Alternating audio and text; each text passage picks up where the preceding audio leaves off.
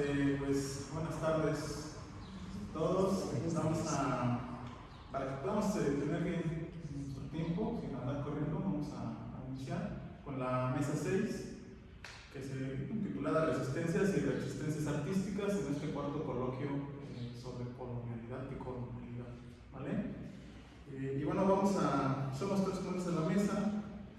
Vamos a iniciar con la ponencia de José Figueras Corte, La danza de los voladores como aiestesis comunitaria de una frontera decolonial. José tiene el doctorado en Ciencias Sociales del Instituto de Investigaciones Histórico-Sociales de la Universidad Veracruzana. Es estudiante de Ciencias Sociales y Humanidades, licenciado en Economía Política por la UNAM, maestro en Estética y Arte por la UAP, actual doctorante en Ciencias Sociales en el Instituto de Investigaciones, como mencionamos, y diplomado en Dirección Cinematográfica. Es realizador de cine documental, etnográfico y periodista cultural en su localidad, con diversas participaciones en festivales de cine y premios por sus fotografías. Fue galardonado con el Premio del Público en el primer Reto Docs Puebla en 2016 y recibió una beca PECTA en 2021 para la realización de un largometraje documental. Ha obtenido becas CONACYT para sus estudios de posgrado. Su investigación se centra en el arte y la estética comunitaria como prácticas sociales para analizar los sistemas de reproducción humana. La ideología utópica utiliza el lenguaje audiovisual como herramienta para difundir la semilla libertaria. Este trabajo presentado es resultado de la estancia académica en la Universidad Distrital Francisco José de Caldas dentro del doctorado de estudios artísticos con el profesor Pedro Pablo Gómez en Bogotá. Así que le damos pie para que pueda presentarse.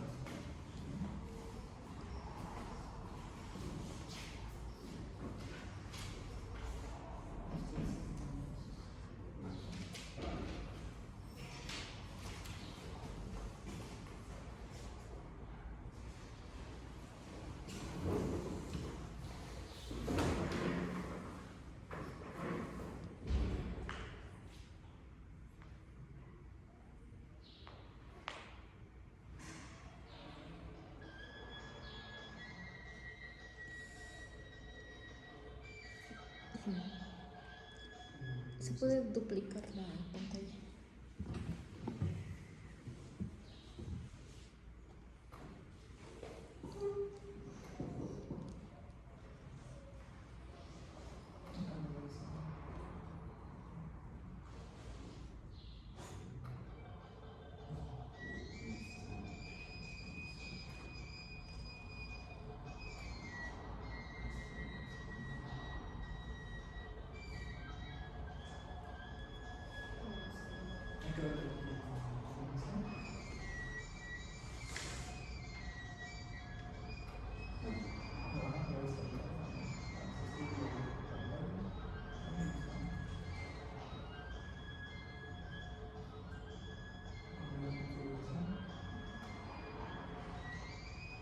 Y aquí el queda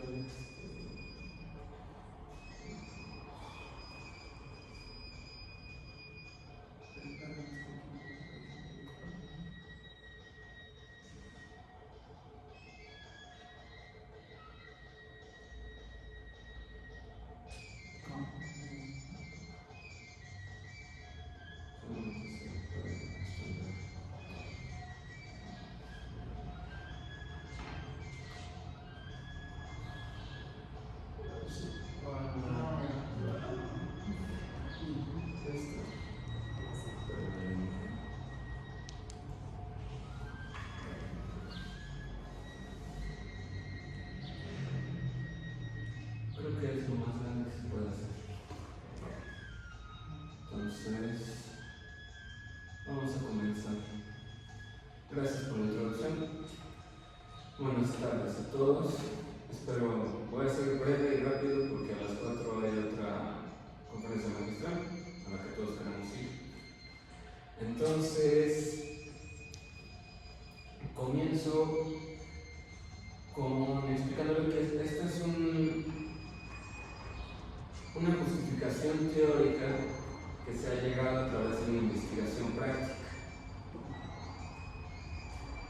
El objeto sujeto de mi investigación es la danza de los voladores. Acá en México es más reconocible y prácticamente o focalizadamente es la Escuela de Niños Voladores Libres de la Costa de la Comunidad del Volador. Como objeto sujeto de investigación, acá podemos ver el territorio.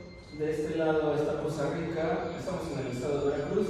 Aquí abajo es la ciudad más grande, es Poza Rica, la segunda urbe en tamaño de la región de este nombrado región del Totonacapan, con prominente cultura totonaca en su mayoría. Aquí está Papantla, aquí abajo está el río de Tecolutla y arriba está el río de la Barra de Cazones. Donde tenemos el pico colocado, esa es la comunidad del Volador. Es una comunidad, se le dice un rancho de playa, y es una comunidad totonaca. Todavía se ocupan nuestras costumbres como cargos, fiestas patronales, y la comida es muy rica. Los ensayos son en Volador todos los domingos, están cordialmente invitados a público abierto.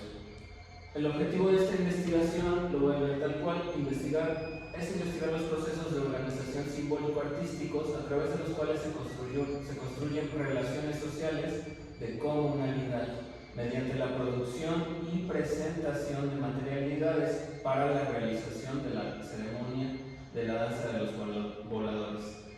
Estas materialidades, como lo es el palo, los trajes, también se nombra como materialidad de estos ensayos, nos llevan a un análisis sobre la estética que se da en esta danza.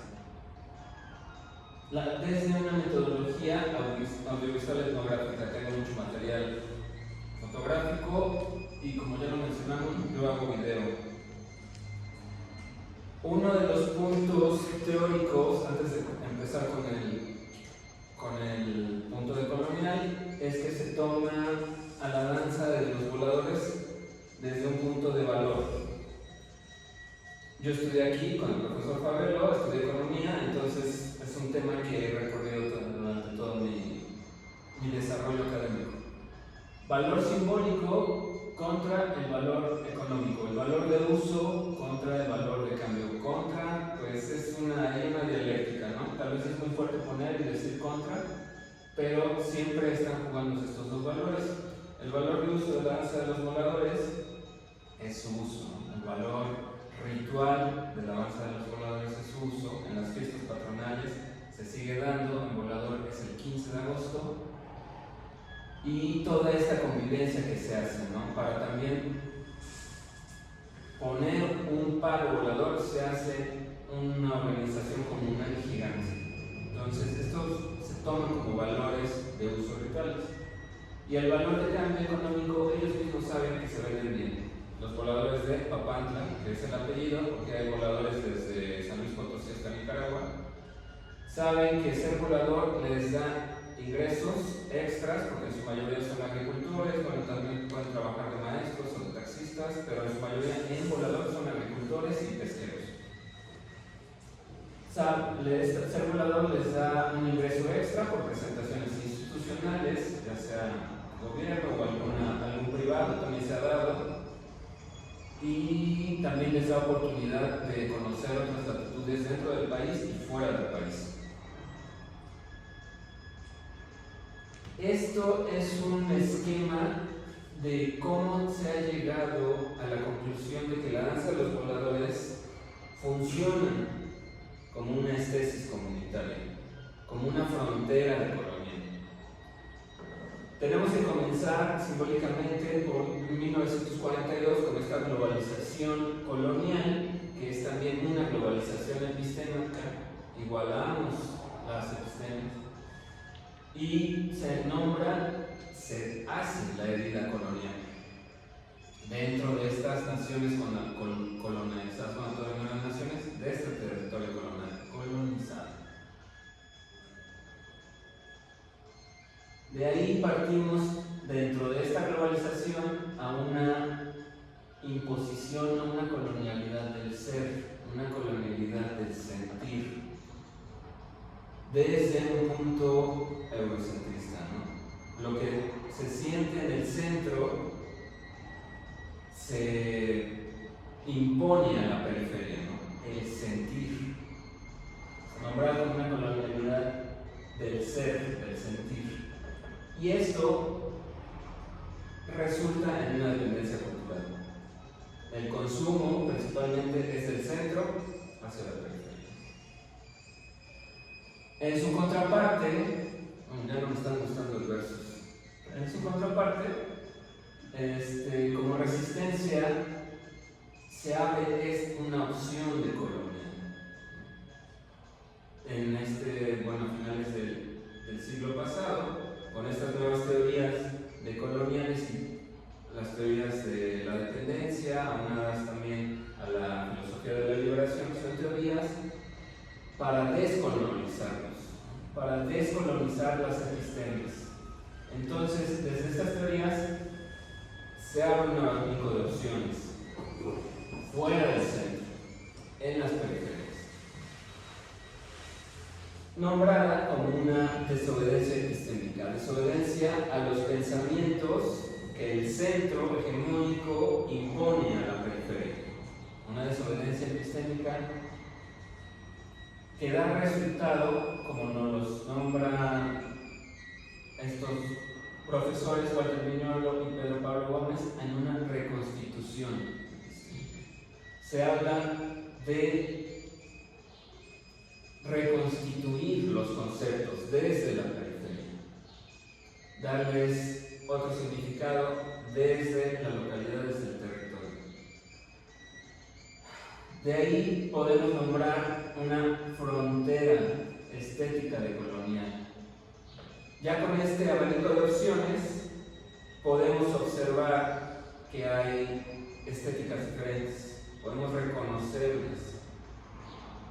Y en estas aestesis diferentes, estas estéticas, estas formas diferentes del sentir, se le puede nombrar como una estesis de colonial, que es lo que este intento de investigación intenta justificar.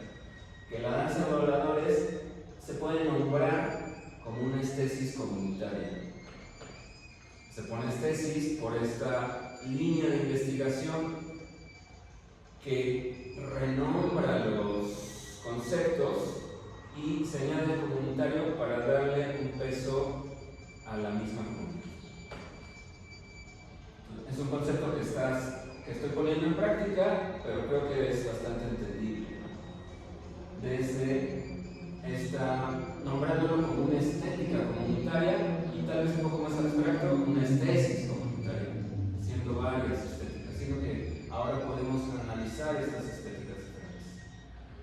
Para esto se hace un pequeño esquema y ahí podemos ver el centro, que es el centro hegemónico. Alrededor está la periferia, el centro está cerrado, alrededor está la periferia y todos están dentro de un cuadrado de la modernidad, el sensorium de la modernidad, lo que está impuesto. El centro y la periferia están encerrados dentro de una caja del cómo sentir.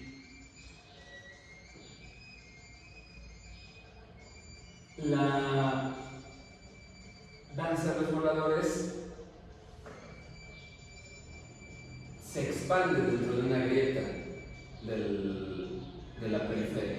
La danza de los voladores es una de las danzas prehispánicas en esta región que todavía se ocupan. Entonces, dentro de esta práctica puede clasificarse como una práctica de frontera de colonial. Ella rompe desde la periferia, no cruza el centro, sino desde la periferia. En esa grieta se estira para romper también el sensorium o el cómo sentir de la modernidad. El cuadrado lo rompe también.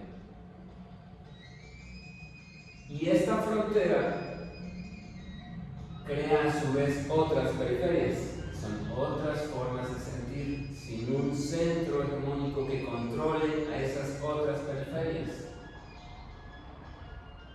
Así podemos ver que hay muchas sensibilidades, un mundo de sensibilidades, donde quepan muchas sensibilidades, un mundo de sensibilidades donde puedan entrar muchas sensibilidades. Esto alrededor de un sensorio más amplio, no cuadrado. También podemos ver, no sé si vean, las líneas están un poco abiertas, que es un símbolo de su fusión o su difusión. Y acá podemos observar que se tienen varias formas de sentir. La danza de los voladores podría llegar a esto, a presentarnos una forma diferente del sentir. Esta comunidad tiene su propia forma de sentir, su propia estética, cuando ven o danzan, cuando la reproducen o la observan. Se propone que la danza de los voladores, desde su función comunitaria, es como ritual precolonial, como siempre se ha danzado en este territorio, como una ceremonia fuera de la modernidad, desde su valor de uso, forma un sentir, un ser, forma a todos estos, a estas comunidades. Reproduciendo otra aestesis colonial, otro arte comunitario, otro arte popular, otro arte diferente. Lo que quiero llegar a concluir es que estas personas de la comunidad tienen una forma de sentir diferente a nosotros, a mí. Para ellos la danza no solamente es coreografía o el tejido de un traje o el valor de subirse a uno. La danza es una ofrenda y desde esta ofrenda ellos se forman, hacen un intercambio simbólico también y tienen una sensibilidad diferente. No solamente es una danza para entretener, todo el significado se resignifica para ellos. Tanto lo producen como los voladores, como la gente que lo ve. La gente que lo ve, si no hay danza en una fiesta patronal, no hay fiesta patronal. Si uno de tu familia no es danzante, es que no es volador. Entonces, ellos mismos crean su propia estética. Yo estoy seguro que cuando ellos ven su propia danza, no la ven como yo. No la ven como todos nosotros, diferentes. Este es como el argumento principal con la ejemplificación de la danza de los voladores que se ha investigado, pero podría llegar a otro tipo de prácticas artísticas. Les agradezco mucho.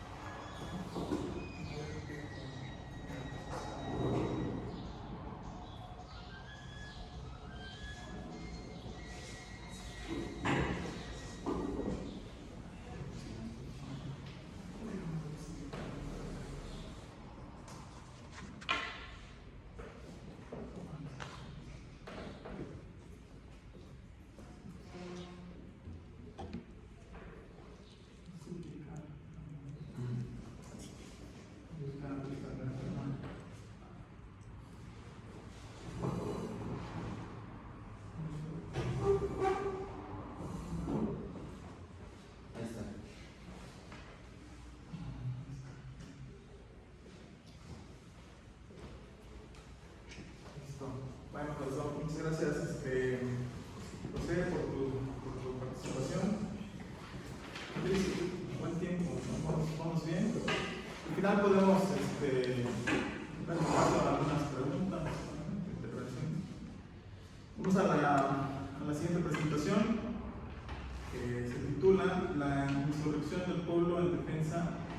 de la pila bautismal del Museo Regional de Sinacantepec, un movimiento estético decolonial presentado por Giovanni Ignacio Sánchez González, quien es pasante de la licenciatura en Filosofía en el 2024. Tiene una participación en la estancia virtual de Salvo Verano de Investigación Científica y Tecnológica del Pacífico, ponente en el primer coloquio de Colonialidad, Arte y Literatura de la UANX, también auxiliar de organización del Seminario Ética y Educación Superior, Desafíos Contemporáneos, con una estancia presencial y participación como ponente del Verano de la Investigación Científica y Tecnológica del Pacífico, colaborando con el proyecto sobre memoria, oralidad y memoria para la culturalidad. Es asesorado por el doctor Iván Gerardo de Arce Bravo y Troncoso, investigador de la Universidad Autónoma de Puebla. Ha participado como ponente en la octava MES del siglo XXI, Jorge Portilla, Eduardo Nicol y Miguel Bueno, en el marco del segundo Congreso Internacional de Filosofía Mexicana, con constancia de acreditación del diplomado Herramientas para la Crónica Histórica de Municipios, Pueblos y Comunidades. Así que vamos a darle. Gracias, bueno, eso fue como un poco técnico. El tema que voy a trabajar justo es la introducción del pueblo en defensa de la pila bautismal del Museo Regional de Sinacantepec. Lo estoy considerando como un movimiento estético decolonial por lo siguiente. Entonces, primero me gustaría poner en contexto un poco el Museo Regional de Sinacantepec para llegar a la pila bautismal y cómo se realiza lo de la insurrección del pueblo en defensa de la pila bautismal y por qué motivo. Entonces voy a hacer lectura para abordar los puntos que considero principales. Y bueno, desde la llegada de los europeos a América Latina y el Caribe en 1492 se inició el proceso de conquista con la finalidad de que las tierras encontradas pasaran a manos de los reyes de España. Los nativos se convirtieran en fieles católicos. Los medios para realizar la conversión de 1492 a 1521, que es la consumación de la conquista, no se tenía duda de que los habitantes del nuevo continente eran unos bárbaros e indios que necesitaban educación y evangelización, es decir, ser salvados. Por lo que años después se realizaba la disputa entre Sepúlveda y las casas, en la que el tema en cuestión era la naturaleza de los originarios y las causas justas del proceso de conquista y conversión a la religión católica. En el transcurso de esos años se empezaron a construir conventos en diferentes zonas del continente, sobre todo en espacios militarmente estratégicos, en donde las tierras son fértiles, como es el caso de Toluca. Menciono Toluca porque es un lugar de ubicación geográfica para también acercarnos al municipio de Sinacantepec. Regularmente se conoce más Toluca que el municipio de Sinacantepec, que por ahí también hay un tema en esto de conocer geográficamente un lugar u otro. Pero bueno, entonces anteriormente Toluca es llamado de diferentes formas dependiendo de la lengua. Abro cita textual: en el dialecto matlacinca, Netambati, los del medio del valle, y en el Itajiwi, la tierra del maíz. Posteriormente en Náhuatl, el valle se denominó Matlacinco, o lugar de los hombres de la red. Cierro cita, esto lo menciona García 2011. Fue un lugar de reunión de los habitantes de diferentes culturas, con la intención de dialogar políticamente sobre diferentes cuestiones para mantener una soberanía adecuada a sus circunstancias. Entre las poblaciones que se reunían estaba Sinacantepec, que mantenía una convivencia económica y cultural. Esto ya nos sitúa en el Museo Virreinal de Sinacantepec, antes llamado Convento Franciscano. Tiene su inicio en el siglo XVI, construido por habitantes originarios de Sinacantepec. El topónimo Sinacantepec, Cerro del Murciélago, se utiliza en la región porque el murciélago fue un animal emblemático, además de mencionarse en un mito asociado con Quetzalcóatl, inscrito en el Códice Maglibechiano, en donde los dioses encargan al murciélago morder a la diosa Xochiquetzal. Aquí este tema me parece bastante interesante referente a la diosa, porque ella representa, es la joven diosa de la belleza y el erotismo. Era patrona de las tejedoras, los orfebres, las artes y las damas de la noche. Entonces, un poco sobre el contexto de este mito es que vivía hilando y tejiendo, cuidando hombres y dioses. Pero era invisible porque los enanos y los corcovados cuidaban celosamente de ella. Durán la describe como una mujer hermosa. Tenía unos arcillos de oros y en las narices un collar de oro colgado que le caía sobre la boca. En ambas manos tenía dos rosas labradas de plumas con manchas con muchas estampitas de oro y tenía los brazos abiertos como una mujer que bailaba. Entonces, desde aquí creo que podemos empezar a considerar un poco la resignificación de este concepto de belleza, por el cual la pila bautismal es importante, ya que, como se menciona aquí, es una diosa que tiene rosas en las manos, y este símbolo también se va a encontrar un poco en la pila bautismal. Bueno, entonces, continúo. El mito parece asociarse con el valor de las tierras fértiles y floridas del pueblo, emblemas que plasmaron en la pila bautismal del siglo XVI, en la que se aparecían vírgulas, roleos, pájaros y flores hechas a la manera indígena. García, 2011. Este monasterio tiene símbolos que pertenecen a las culturas del lugar, son representados por flora y fauna, entre los que se encuentran guirnaldas vegetales y fieras con un fuerte significado que surge de un imaginario colectivo plasmado en los murales del actual Museo Virreinal. Hay un fresco que es este que se encuentra aquí, se encuentra en la parte externa del museo. Este fresco es llamado Árbol Genealógico de San Francisco. Contiene imágenes que simbolizan a la familia espiritual de la orden franciscana. También se encuentra al lado este fresco también, aquí está. Bueno, el siguiente fresco es una imagen de cómo se había diseñado la arquitectura del museo. Abajo hay, bueno, está Miguel Arcángel en el centro, está San Francisco de Asís, y hay otros monjes que se encuentran en la parte de abajo que también tienen cierto significado simbólico con animales. Bueno, pero este será otro tema.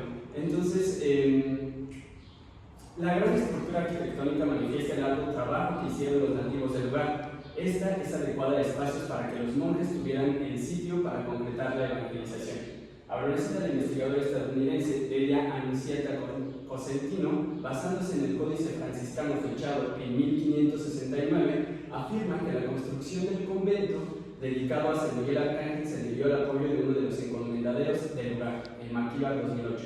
El proceso de evangelización a los originarios, conformado por las culturas Otomí, Mazahua, Matlacinca y Náhuatl, en el municipio de Zinacantepec predomina más la cultura Otomí. Se realizó de diferentes formas. Una de ellas es utilizar el arte para educar religiosamente. La arquitectura, la pintura y la escultura son algunas de las obras de arte colonial que se encuentran resguardadas por el Museo Virreinal de Zinacantepec, entre las que se encuentran utensilios de cocina, pinturas, armaduras, vestimentas de los monjes y la pila bautismal. Bueno, esto enseguida paso ya. Entonces, se encuentra la pila bautismal. Ahí donde me quedé. Vamos a ver entre 24 los utensilios. Aquí está. La pila bautismal, perdón, es considerada como el monolito más grande de América Latina y el Caribe, o al menos uno de los más grandes de América Latina y el Caribe. Me atrevería a decir que incluso se podría mencionar que es una de las pilas bautismales más grandes de manera internacional en el mundo. Abro una cita: no debe perderse de vista que junto a los notables y bellos testimonios del arte gótico, isabelino, bizantino y barroco existen algunos elementos artísticos de las culturas originarias. García, 2011. Cada pieza que se encuentra en el museo tiene una historia que contar, en relación con los sujetos históricos que existen en una circunstancia con la obra de arte, siendo invisibilizadas por una voluntad de poder inmanente a las narrativas imperantes que niegan la existencia del otro, reduciéndolo a una nada desde donde se ontologiza al ser humano colonizado que se niega así para idealizarse estéticamente en un concepto eurocéntrico de belleza universal. ¿Cómo se ontologiza el ser humano? Es importante hacer una distinción entre el concepto ontologizar y el concepto ontología. El primero es un verbo en infinitivo que denota acción, es decir, el sujeto, por medio de la experiencia o la razón dominante, impone una hermenéutica del ente, el ser humano. Y el segundo, la ontología, es semejante a lo que escribe Kant. Abrosita así escribe el aporte positivo de la crítica de la razón pura para tener el cometido de poner de manifiesto lo que es inherente a la naturaleza en general y no en una teoría del conocimiento. Su lógica trascendental es lógica material a priorístico del dominio del ser llamado naturaleza. Se lo recita, esto es de Hegel, 1993.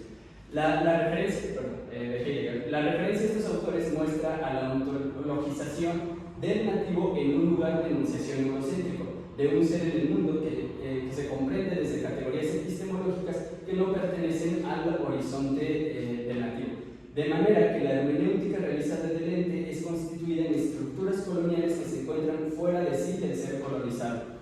El resignificar el concepto de estética que se conceptualiza desde un eurocentrismo con Baumgarten en el siglo XVIII como la teoría del conocimiento sensible, esta categoría tiene dos grados, el conocimiento superior en el que sitúa la lógica y el conocimiento inferior donde sitúa la estética, que incluye a la experiencia estética, considerada por Kant como el análisis del juicio del gusto. La crítica se hace a la construcción hegemónica epistemológica del concepto estética, de experiencia estética y de cánones estéticos creados por especialistas, es decir, un grupo determinado de personas con poder para decretar qué, por qué, para qué de una estética y qué y cómo se exhibe una obra de arte en un museo. Esto sin dejar de considerar a la parte de los colonizadores, quienes son elemento importante de la respuesta a cada una de estas preguntas, resumida en los intereses imperialistas que desde el encuentro con el continente de América Latina y el Caribe, el fetichismo de la totalidad estética desde Grecia a Europa crea lo que podemos denominar la estética eurocéntrica, centralidad labrada lentamente desde 1492, es decir, la modernidad. Esto es de 2020. La estética es un acto de política que requiere la interacción del artista, la obra de arte y el espectador en un espacio y tiempo diferentes, una circunstancia que articula el valor estético del objeto. Para que un objeto sea portador de valor estético ha de funcionar precisamente como el objeto estético, lo cual presupone la presencia y participación de otros objetos que así lo perciban y un contexto social que favorezca esa percepción. Esto es de Corso de 2023. La participación de los sujetos con una subjetividad es en los testimonios orales, que permiten la reconstrucción de una memoria histórica colectiva desde un contexto de enunciación, que posibilitan a un objeto trascender la intención por la que fue creada en un tiempo, espacio y materialidad, constituyéndose desde una mirada otra, considerándola como una obra de arte desde la que se forma una conciencia histórica. Ahora sí, pensar desde memorias recuperadas en el aquí, ahora, cuando vivimos una fase nueva y más agresiva de exacerbación del modo colonial capitalista de dominación y de producción, se lo cita esto de Kusikanki, es una forma de resistir a los intereses imperialistas de apropiación del arte que pertenece a una cultura en la que originalmente fue creada. La estética situada en el fenómeno de la transculturación desde una conciencia histórica que trasciende la lógica y la axiología universalista impuesta en la epistemología colonial, resignifica los conceptos pertenecientes a la disciplina que estudia el conocimiento de lo sensible, con un acercamiento a la diversidad cultural. De este modo, existen alternativas a los valores absolutos como la belleza, la fealdad, lo sublime, la tragedia, la comedia, etc. La opción está en la apertura, la posición primera, la facultad que descubre los fenómenos originarios de lo que llamaremos belleza. Esto es de Enrique Dussel, 2020. Del campo estético en relación con el concepto de obra de arte y estética. Es decir, ¿qué posicionamiento origina estos fenómenos? ¿Cómo entender una ruptura epistemológica que transforme las formas de sentir, pensar, hacer y actuar? Para ello es importante situarse en las experiencias estéticas que surgen desde la cotidianidad, en donde convergen la política, la cultura, relaciones interpersonales y subjetividades, sensibilidades, corporalidades, gustos constituidos en el imaginario social, imágenes que se articulan en los horizontes temporales y espaciales, generando un sentimiento de pertenencia a un lugar con raíces de identidad entrelazadas con las obras de arte de la comunidad. La reconstrucción de una memoria colectiva permite reconocer al ser humano que es negado, situado en la nada como una posibilidad de ser desde la comunidad, es decir, un reexistir en la narrativa y vivencia de la experiencia estética popular. Abro cita, que versa sobre las fuerzas y formas que conmocionan al ser humano. Este concepto de convencional para Inés Pérez Wilk, que es parte de la cita textual, entiende a partir de sus componentes mover o alterar punto, o llevar a movimiento, lo cual implica una dimensión estética no referida a las formas o a las obras en sí, sino al proceso de ser movido, tocado, afectado, trasladado de un punto a otro por una fuerza. Es una cita textual de Inés Pérez Wilk. Un ejemplo de esto es lo que sucedió el 20 de enero de 1990. fue un movimiento de insurrección por los habitantes del municipio de Sinacantepec, Estado de México. El motivo de esta manifestación fue la defensa de la pila bautismal que se encuentra en el Museo Virreinal del lugar mencionado. La importancia de la pila radica en la forma y contenido. Aunado a ello, ha generado una identidad por generaciones en los habitantes de Sinacantepec por ser parte de la representación de la cultura y del mestizaje que conforma al mexicano. El monolito tallado con forma de copón tiene dimensiones de 1.06 metros de diámetro interior, ahorita regreso a las imágenes anteriores, interior y su base, es decir, 1.06 metros de diámetro interior y la base que tiene abajo. Y una altura de más de 1,5 metros. La obra se encuentra a un lado de la portería del convento y del bautisterio que construyeron específicamente para ella, pues dentro de la capilla no había espacio para resguardarla. Recordemos que las iglesias regularmente las pilas bautismales están dentro de las capillas, entonces por las dimensiones de esta pila tuvieron que construir al lado un bautisterio. En esta obra creada por nativos conserva siglos de cultura, tradiciones e identidad de los mexicanos. Hoy voy a tratar de ser un poco más breve y voy a pasar directamente a la reconstrucción de la memoria histórica que realicé. Fue un trabajo de campo en donde entrevisté a los que participaron en este movimiento de insurrección. Una de estas personas es Juana Velázquez Torres.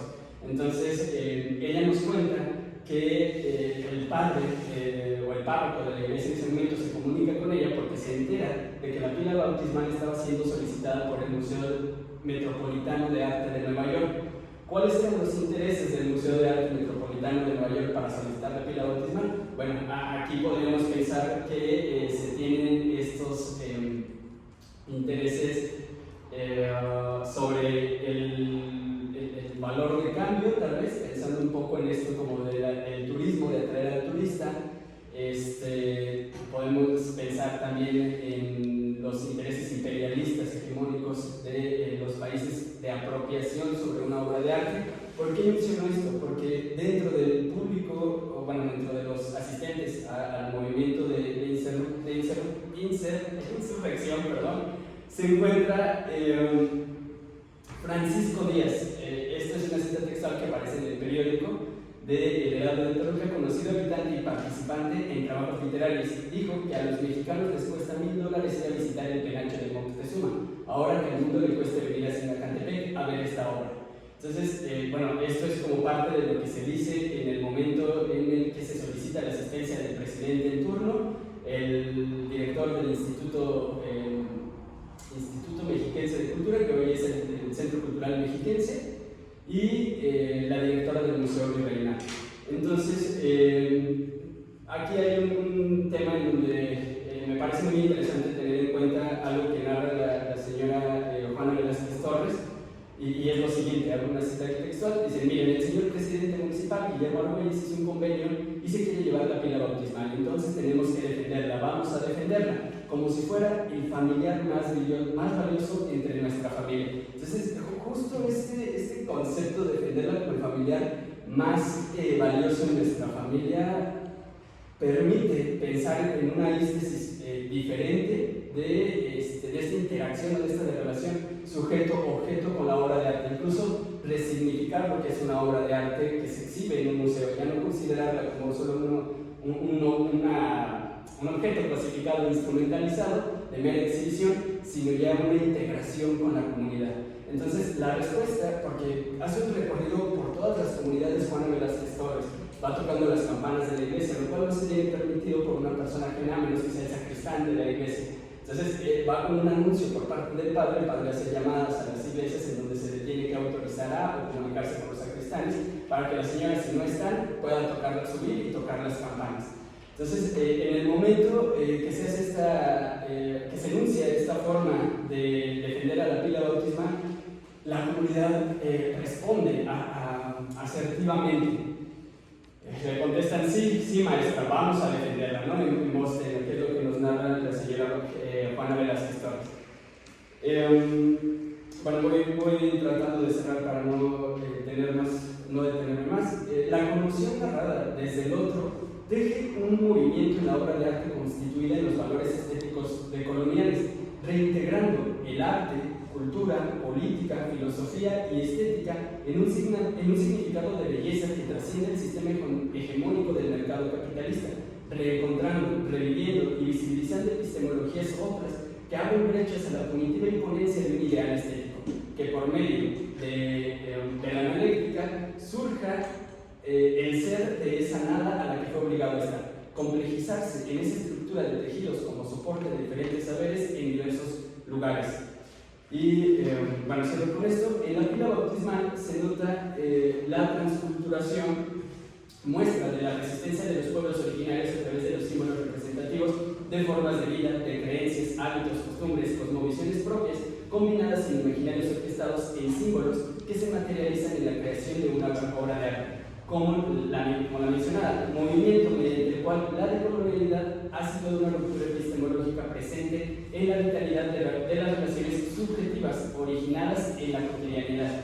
Históricamente, este proceso de identidad se ha fortalecido con los rituales de la comunidad, mostrando un fuerte vínculo con la pila bautismal, el más grande de América Latina y el Caribe, lazos que dan claridad de la pertenencia espiritual y corporal entre los integrantes del municipio de Sinacantepec.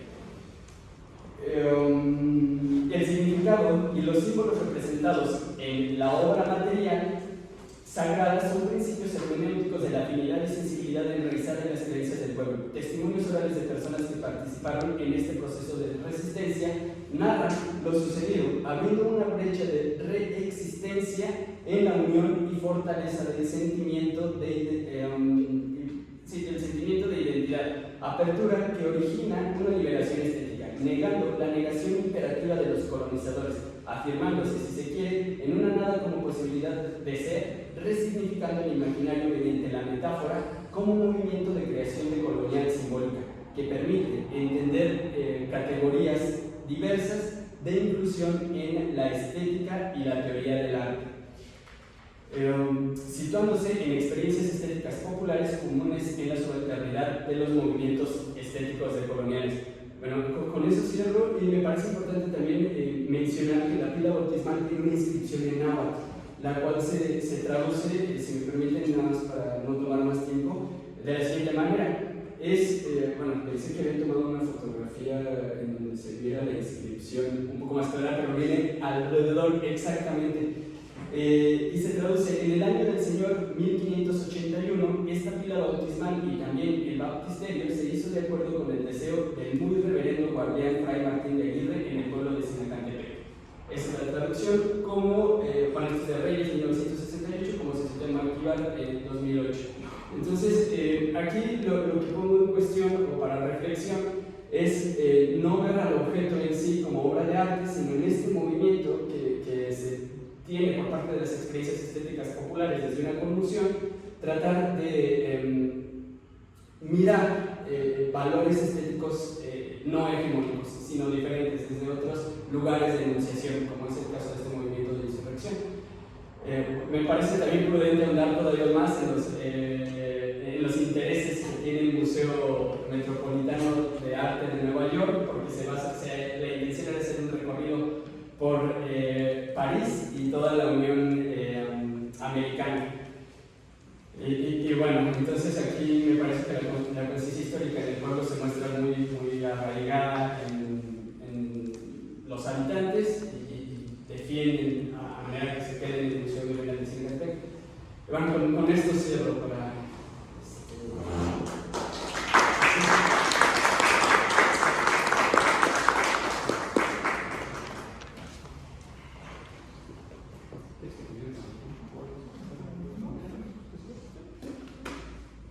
Ahí está, gracias, Giovanni. Sí. Vamos a ver.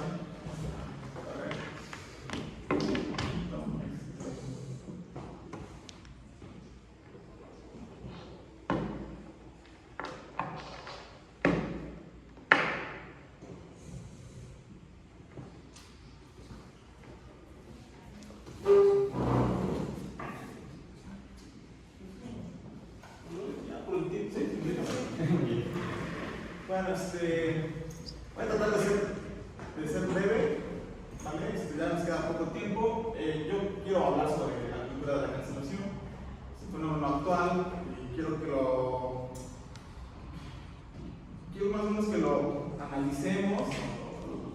hagamos el punto de discusión pues, desde una perspectiva colonial. ¿Vale? Y bueno, mi nombre es José Jairo Gómez Martínez. Actualmente estoy estudiando el doctorado en Sociología en el Instituto de Ciencias Sociales y Humanidades, Alfonso Pérez Pliego. Orgullosamente soy egresado de la maestría en Estética y Arte y soy licenciado en Ciencias de la Comunicación. Entonces, mi formación está muy dirigida en Ciencias Sociales y Humanidades. Me interesa mucho la cuestión de la digitalización y los fenómenos que hay. Y justamente la cultura de la cancelación nace en el medio digital y termina traspolándose hacia otras esferas. Bien.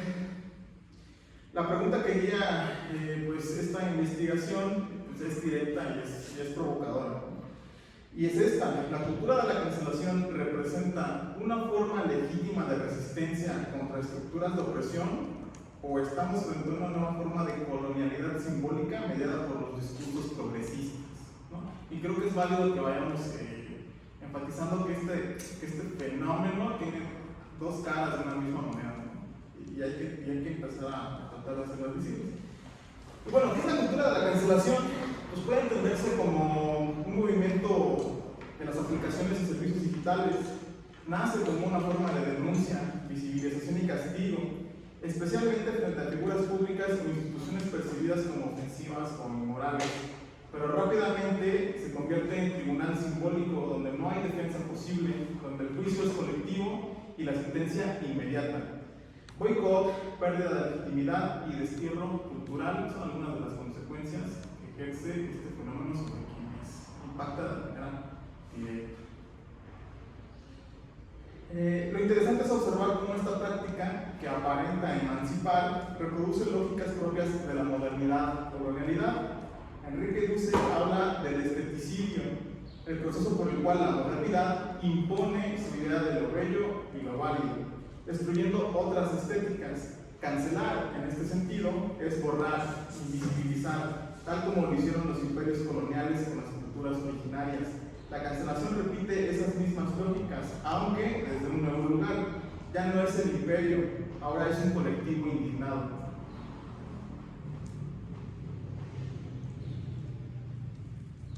Y bueno, aquí entra en juego el concepto de reexistencia propuesto por autores como Nelson Maldonado Torres y Adolfo Albano Achín. Reexistir es crear formas de vida, arte y pensamiento desde la dignidad frente al no ser impuesto por la modernidad. La cancelación podría ser una expresión de reexistencia, pero también podría representar una nueva colonización simbólica, imponer moral, castigar errores y excluir a quien piensa distinto.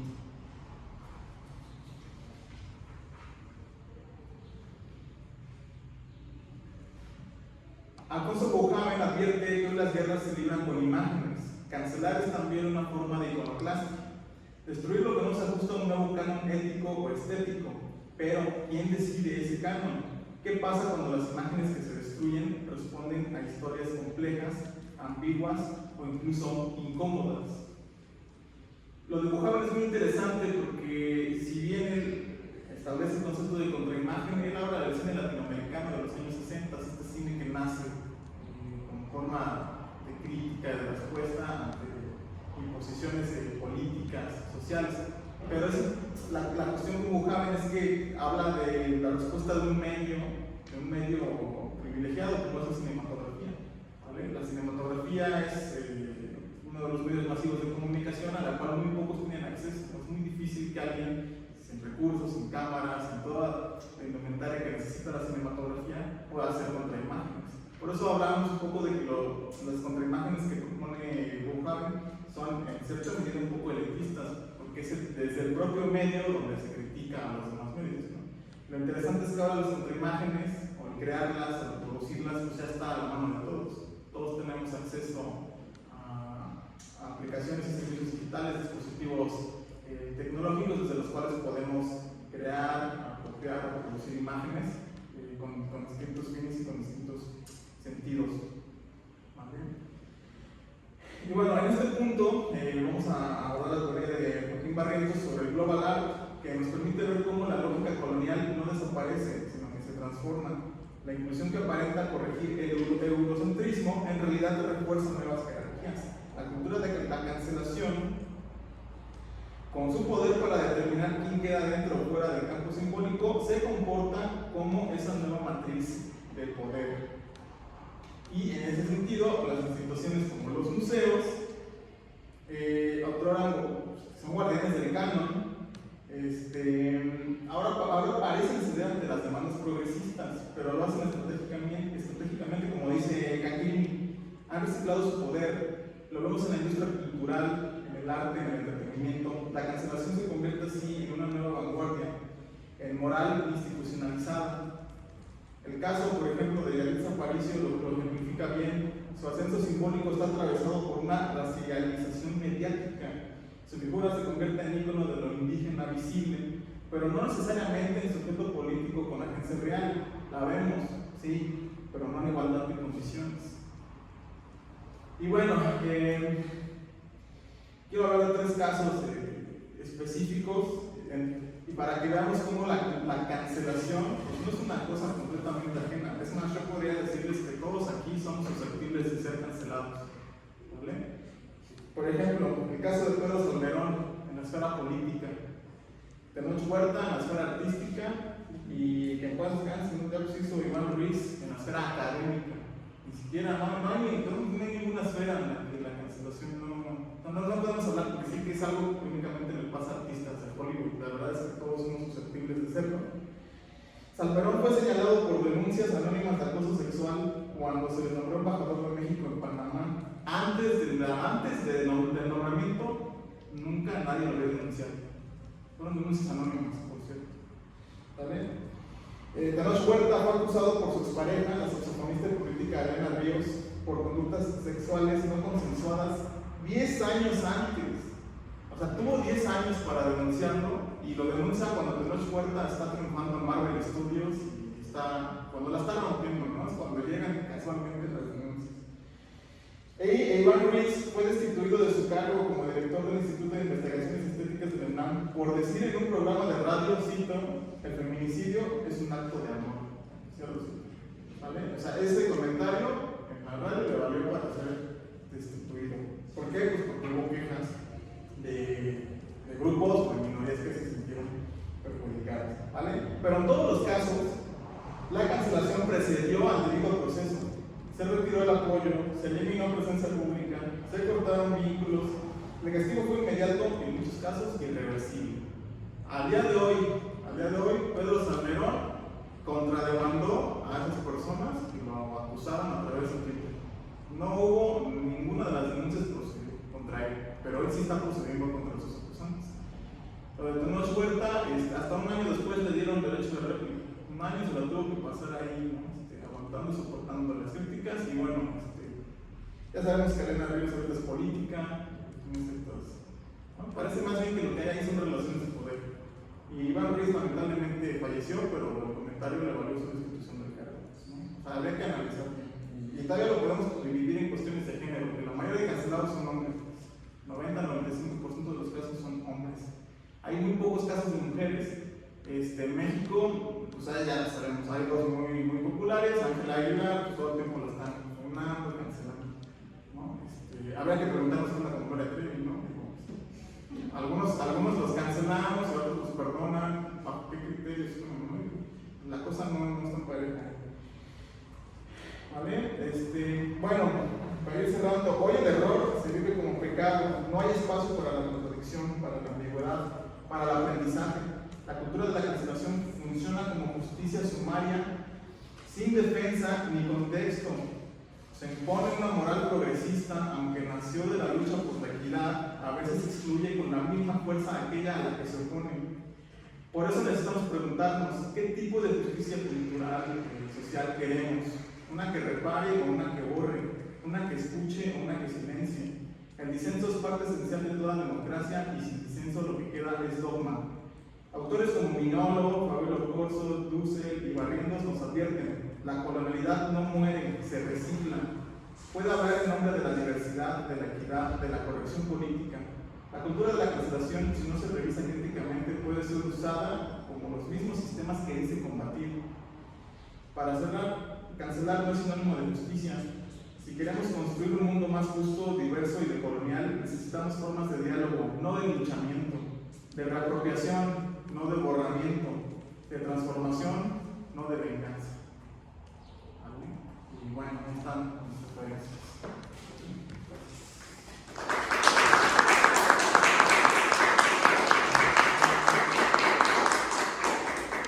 No sé cómo estamos de tiempo, hay espacio para... Ya cerramos. Justo, ¿verdad? Sí, vamos por un minuto. Ajá, sí. Bueno, pues vamos a dar por concluida la mesa. Gracias por haber asistido. No saben qué onda con las constancias y las mandan después. Las constancias van a tardar un poquito, pero se las van a hacer llegar. ¿Me viene a hacer un comentario de 30 segundos? Sí, Sí, un minuto. Sí. Para felicitarlos a los tres y solo quería decir una idea, ¿no? Las dos provincias de José y de apuntan como a la comunalidad, ¿no? De lo comunal, y serían procesos de estética, de colonialismo estética, de resistencia, pero que pasan a proponer prácticas decoloniales, ¿cierto? O sea, como otras prácticas decoloniales desde la comunalidad, que ellos pasan de la resistencia a la creación. Y en tu ponencia, disculpa, tu nombre se me Jairo. Jairo, o tú marcas otra ruta y otra posibilidad del desvío de la colonialidad, y es lo que yo denominaría la colonialidad invertida. Es decir, de este punto en que ellos las prácticas comunales dejan, es un punto, tú lo marcas como un punto fronterizo, en donde ahí sería un punto de quiebre, en donde las prácticas decoloniales o se pueden ir hacia la creación comunal, hacia la decolonialidad, o hacia la colonialidad invertida. Y lo que tú marcas en tu proceso podemos ver como colonialidad invertida, en donde se vuelve otra vez lo hegemónico, entonces se apropia del papel del colonizador, de yo tengo la justicia en mis manos, es decir, yo tengo la voz y yo puedo juzgar y a priori y cancelar. Yo diría un poco, quizá la categoría de colonialidad invertida podría ayudar a entender tu proceso, que me parece fantástico como va. Y los procesos de ustedes, ¿no? De no caer, preguntarles a las comunidades, en cuanto ustedes hablan con las comunidades, los riesgos que hay, siempre hay un riesgo, ¿no? De que el colonizado se vuelva colonizador y se vuelve la estructura. Es la misma colonial, solo que se cambian los términos, ¿no? El colonizado se vuelve colonizador y al revés.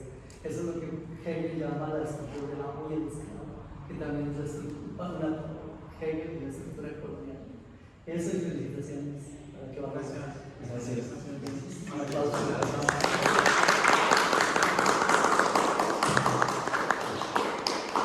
Pues gracias por su asistencia, los comentarios de Pedro Pablo. Digo, el diálogo puede continuar afuera si gustan, por condiciones del espacio, pues vamos cerrando aquí.